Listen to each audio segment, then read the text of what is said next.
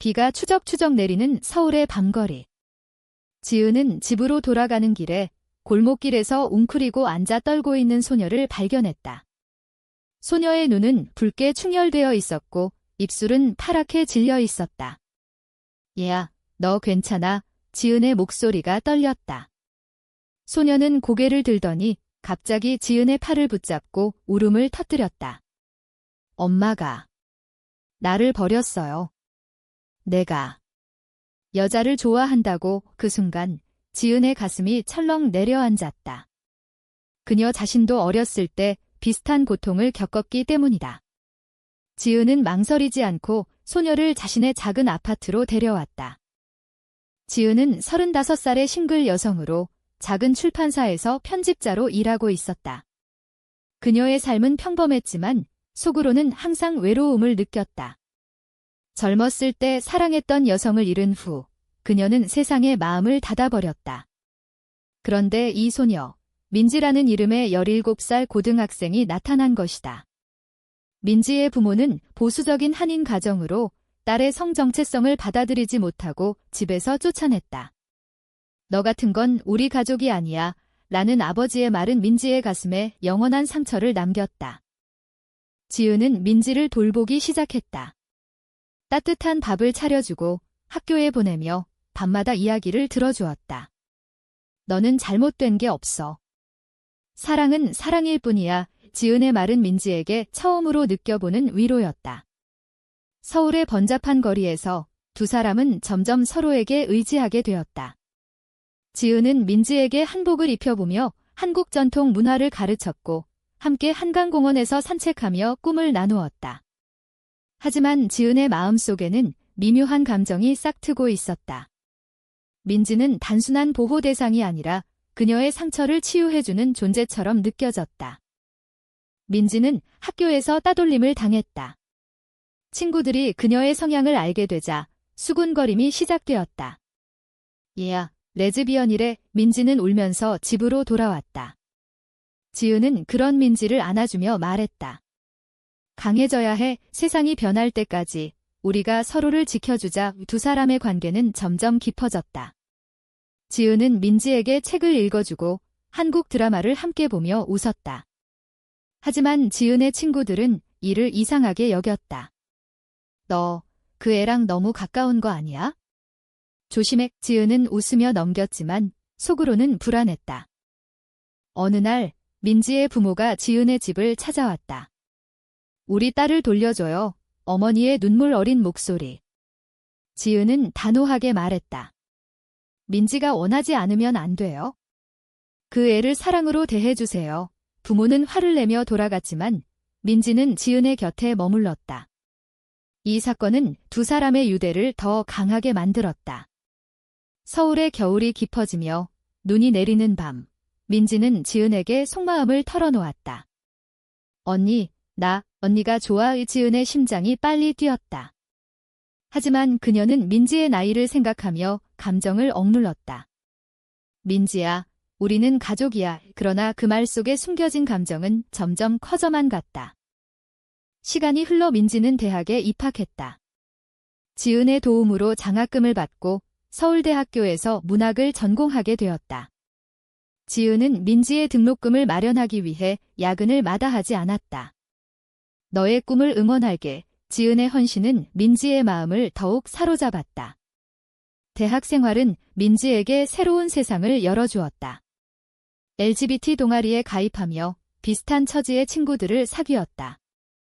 하지만 그곳에서 만난 수연이라는 여학생이 민지의 감정을 흔들기 시작했다. 수연은 밝고 자유로운 영혼이었다.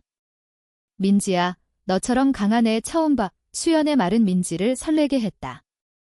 지은은 민지의 변화를 눈치챘다. 민지가 늦게 들어오고 핸드폰을 자주 확인하는 모습이 이상했다. 민지야, 요즘 무슨 일 있어? 민지는 웃으며 대답했다. 아니, 그냥 친구랑 놀아요. 하지만 지은의 가슴은 불안으로 가득 찼다. 그녀는 민지가 자신을 떠날까 봐 두려웠다. 어느 봄날, 지은은 민지와 수연이 한강에서 손을 잡고 있는 모습을 우연히 목격했다. 그 순간 지은의 세계가 무너지는 듯 했다. 민지. 왜? 지은은 집으로 돌아와 홀로 울었다. 민지는 그날 밤 지은에게 솔직하게 털어놓았다. 언니, 나 수연이 좋아해. 미안해. 지은은 충격을 받았지만 억지로 웃었다. 행복해라, 민지야. 그러나 속으로는 배신감이 스멀스멀 피어올랐다. 민지를 키운 자신이 이제 버림받는 기분이었다. 지은의 삶은 점점 어두워졌다. 출판사에서 실수를 저지르고 친구들과 멀어졌다. 지은아, 너 그 애 때문에 너무 희생했어. 왜? 친구의 말은 지은을 더 아프게 했다. 민지는 수연과 데이트를 하며 행복해 보였지만 지은을 완전히 잊지 않았다. 가끔 집에 들러 밥을 먹고 이야기를 나누었다. 하지만 그때마다 지은의 눈빛은 슬픔으로 물들었다. 한국 사회의 보수적인 시선이 두 사람을 압박했다. 민지의 부모는 여전히 연락을 끊었고 지은의 가족도 그녀의 선택을 이해하지 못했다. 고조되는 갈등 속에서 민지와 수연의 관계에 균열이 생겼다. 수연은 해외 유학을 가기로 결정했다. 민지야, 나 혼자 가야 해. 민지는 충격을 받았지만 지은에게 위로를 구했다. 언니, 나 어떡해. 지은은 민지를 안아주며 말했다. 시간이 해결해줄 거야. 이 순간 지은의 감정이 다시 살아났다.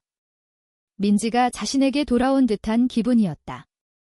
하지만 수연의 출국날, 민지는 공항에서 울며 작별 인사를 했다. 지은은 멀리서 그 광경을 지켜보았다. 민지야, 이제 나만 있네. 서울의 여름이 뜨거워지며 지은과 민지의 관계는 미묘하게 변했다. 함께 제주도로 여행을 가며 옛 추억을 회상했다. 한라산을 오르며 민지는 지은에게 고백했다. 언니, 수연이가 가고 나니. 언니가 제일 소중해. 지은의 눈에 눈물이 고였다. 하지만 그녀는 아직 감정을 드러내지 않았다. 천천히 가자.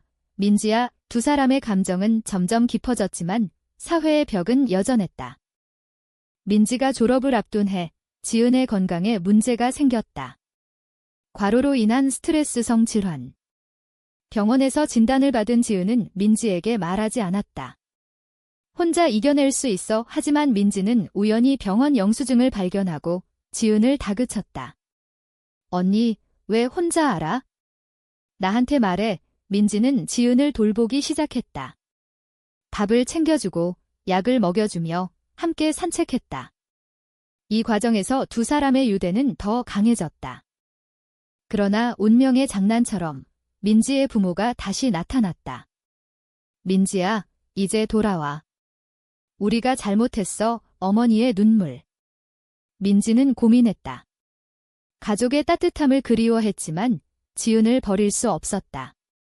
엄마, 언니가 나를 살려줬어요. 부모는 지은을 원망했다. 그 여자가 너를 이상하게 만들었어. 이 말은 지은에게 큰 상처가 되었다.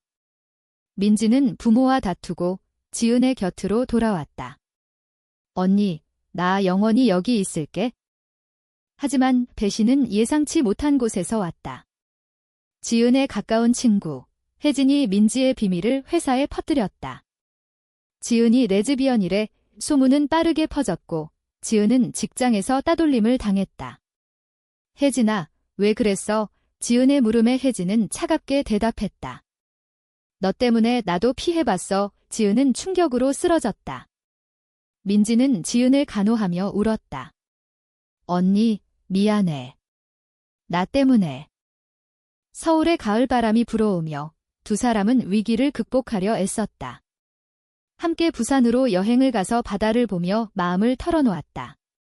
민지야, 너를 만난 건 내 인생의 축복이야. 지은의 말은 민지의 가슴을 울렸다. 하지만 사회의 압박은 계속되었다.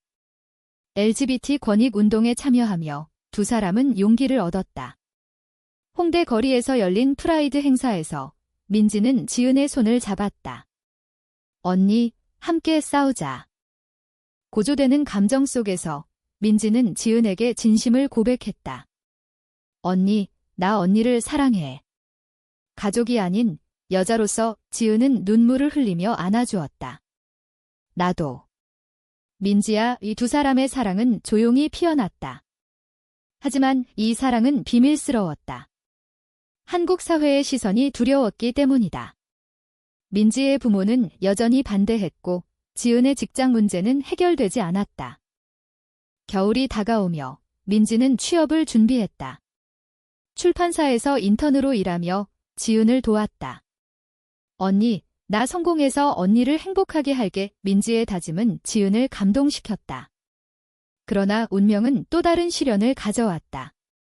지은의 병이 악화되었다. 민지야, 나 없이도 잘 살아. 지은의 말은 민지를 절망하게 했다. 두 사람은 병원에서 밤을 새우며 서로의 손을 잡았다. 언니, 가지 마. 지은의 수술은 성공적이었다. 민지는 지은의 곁을 지키며 회복을 도왔다. 언니, 이제 건강해지자. 두 사람의 사랑은 더 깊어졌다. 함께 한강에서 산책하며 미래를 꿈꾸었다.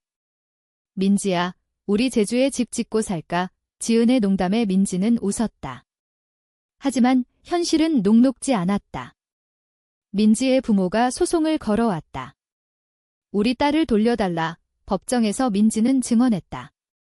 저는 지은 언니와 함께 할 거예요. 법정 싸움은 두 사람을 지치게 했다. 지은은 스트레스로 다시 아프기 시작했다. 민지야, 포기할까? 민지는 단호하게 말했다. 안 돼요. 우리 사랑은 잘못된 게 아니에요. 이 과정에서 두 사람은 LGBT 커뮤니티의 도움을 받았다. 변호사와 상담하며 권리를 주장했다. 서울의 봄꽃이 피는 계절, 법원은 민지의 선택을 인정했다. 성인으로서의 자유. 부모는 패배했지만 어머니는 눈물을 흘리며 민지를 안았다. 미안해, 딸아. 승리 후 두 사람은 더 가까워졌다. 함께 인천으로 여행을 가서 바다를 보며 키스를 나누었다. 언니, 영원히 함께해요. 지은의 눈빛은 행복으로 빛났다.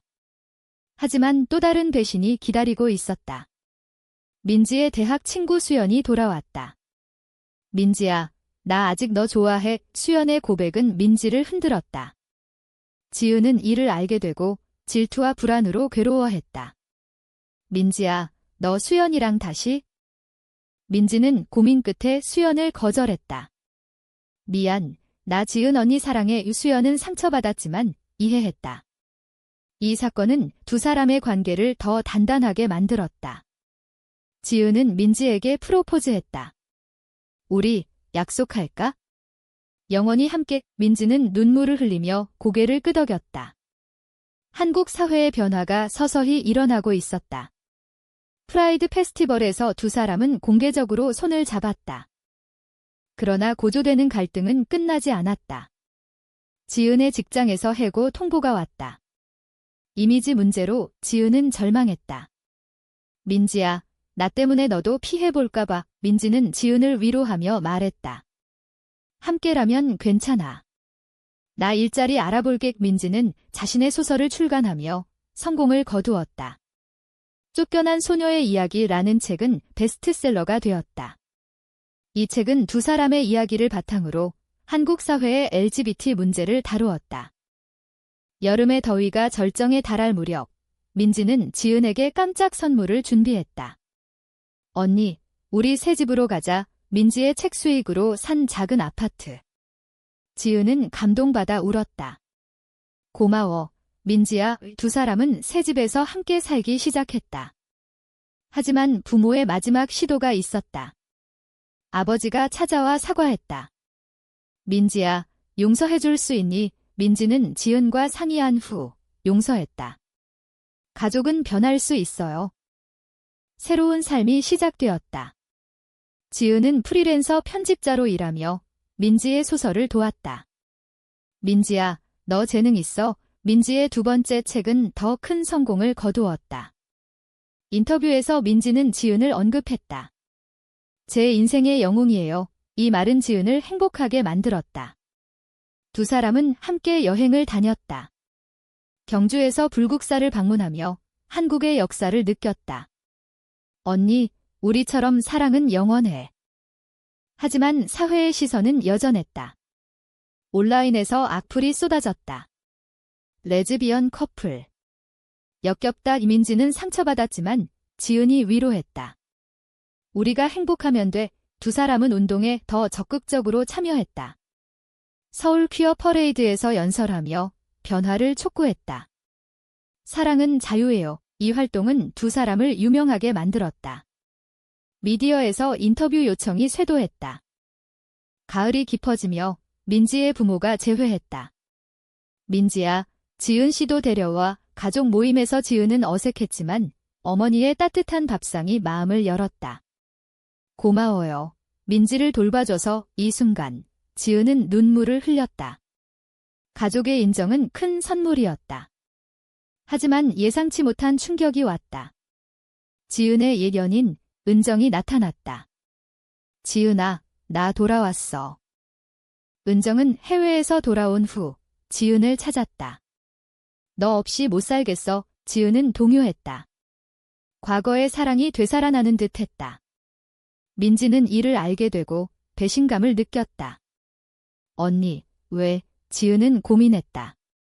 민지야, 미안해. 하지만 너가 제일 소중해. 은정은 포기하지 않고 민지를 설득하려 했다. 민지, 지은은 나랑 행복했어. 이 삼각관계는 두 사람을 괴롭혔다. 고조되는 감정 속에서 지은은 은정을 거절했다. 은정아, 이제 민지가 내 삶이야. 은정은 상처받고 떠났다. 민지는 지은을 안아주며 말했다. 언니, 사랑해. 이 사건은 두 사람의 사랑을 더 강하게 만들었다. 겨울 눈이 내리는 밤, 두 사람은 한강다리에서 약속했다. 영원히 함께. 지은의 건강도 회복되었고 민지의 커리어는 상승세였다. 그러나 최종 시련이 왔다. 민지의 책이 논란을 일으켰다. 보수단체가 시위를 벌였다. LGBT 선동, 미디어는 두 사람을 공격했다. 지은은 스트레스로 쓰러졌다. 민지야, 그만두자. 민지는 포기하지 않았다. 언니, 우리가 이겨야 해. 두 사람은 기자회견을 열어 진심을 밝혔다. 우리 사랑은 인간적인 거예요. 이 용기는 사회를 변화시켰다. 지지자들이 모여들었다. 몇 년의 세월이 흘렀다. 민지는 유명 작가가 되었고 지은은 그녀의 파트너로서 함께 살았다. 두 사람은 제주도로 이사해 작은 카페를 열었다. 우리 꿈이야. 카페에서 손님들은 두 사람의 이야기를 듣고 감동받았다. 한국 사회는 서서히 변했다. LGBT 권리가 강화되었고 동성 결혼 논의가 시작되었다. 어느 날 민지의 부모가 제주를 방문했다. 민지야, 행복하니? 민지는 웃으며 대답했다. 네, 언니 덕분에 가족은 화목하게 식사를 했다.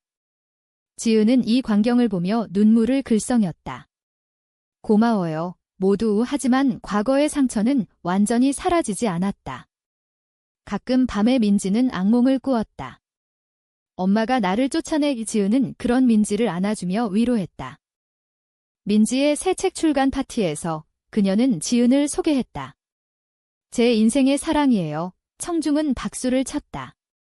이 순간 민지는 어린 시절 쫓겨난 소녀에서 사회를 변화시키는 여인으로 성장했다. 지은은 자랑스러워했다. 민지야, 내가 돌아와 모두를 놀라게 했어. 민지는 웃었다. 언니가 날 받아줬으니까. 결국 두 사람은 결혼식을 올렸다. 비공식적이지만 친구들과 가족이 모인 자리에서 영원히 함께 서약은 감동적이었다. 제주 바다를 배경으로 두 사람은 키스를 나누었다. 사회의 변화는 느리지만 그들의 사랑은 그 변화를 앞당겼다. 인생의 마지막 장에서 지은은 민지에게 말했다. 너를 만난 건 기적이었어. 민지는 대답했다. 언니, 우리 사랑은 영원해. 두 사람은 노을 지는 바다를 보며 손을 잡았다. 이 이야기는 한국 사회의 LGBT를 반영하며 사랑의 힘을 보여준다. 배신과 갈등을 넘어 인류애가 승리한 이야기.